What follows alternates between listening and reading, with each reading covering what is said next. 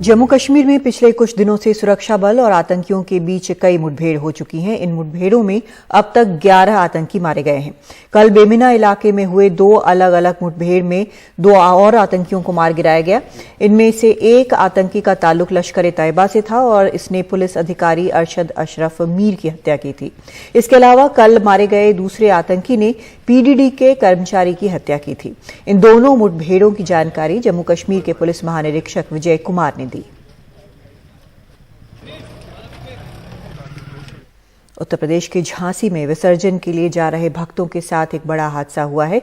भक्तों से भरी ट्रैक्टर ट्रॉली पलट गई, जिससे उसमें सवार 11 लोगों की मौत हो गई है, जबकि आधा दर्जन से ज्यादा लोग घायल हैं।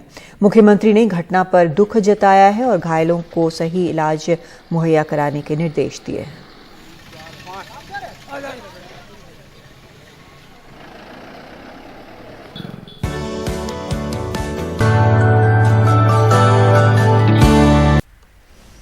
देश में कोयले की किल्लत झेल रहे थर्मल पावर प्लांट्स की संख्या में मामूली कमी आई है।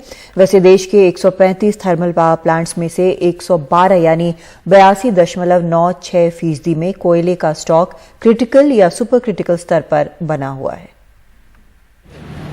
कोयला संकट ने सूरत के मिल मालिकों की मुश्किलें बढ़ा दी हैं। आयात होने वाला कोयला पिछले 15 दिनों में 3 गुना महंगा हो गया है।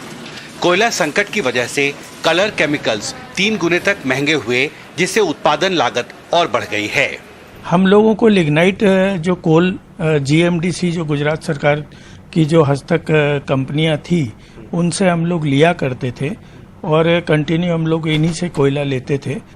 तो आज ये पहली बार ऐसा हुआ है कि जो प्राइस है वो इस तरीके से हाइक हुए हैं कि फैक्ट्रियां चलाना बहुत मुश्किल हो गया है। और इसमें हम जो देखें कि जो हम लोगों को लिग्नाइट 2500 रुपये के आसपास का जो मिलता था, तो आज उसके सामने अगर अब आज इम्पोर्टेड कोल लेने जाते हैं तो 17,000 रुपये आज का प्राइस, मैंने जो पता किया है, आज का प्राइस 17,000 रुपये टन आज है। तो मुझे लगता है कि टेक्सटाइल इंडस्ट्रीज में ये बहुत सरवाइव करना हमारे लोगों के लिए बहुत मुश्किल है। ऊर्जा मंत्रालय के केंद्रीय विद्युत प्राधिकरण की 13 अक्टूबर की डेली कोल स्टॉक रिपोर्ट के मुताबिक पावर प्लांट्स में कोयले की उपलब्धता में मामूली सुधार हुआ है। जिन पावर प्लांट्स में कोयले का स्टॉक गंभीर या अति गंभीर स्तर पर है, उनकी संख्या 12 अक्टूबर को 116 थी, जो 13 अक्टूबर को घटकर 112 हो गई।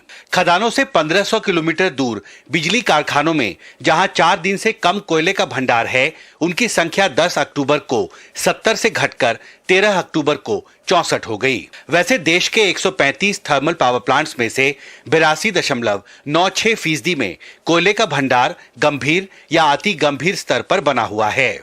क्या कोई आकलन है कब तक इस कोयला संकट से हम निपट पाएंगे?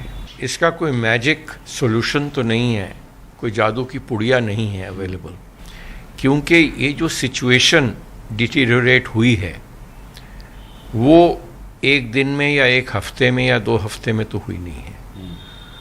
वो कुछ समय से शॉर्टफॉल चल रहा था इन स्टॉकिंग, और उसको शॉर्टफॉल को मेकअप करने के लिए मेरे विचार में 1-2 महीने तो लगेंगे ही। जाहिर है इस कोयले के संकट को दूर करने के लिए सरकार को लंबे समय तक मशक्कत करनी पड़ेगी। दिल्ली से हिमांशु शेखर, एनडीटीवी इंडिया।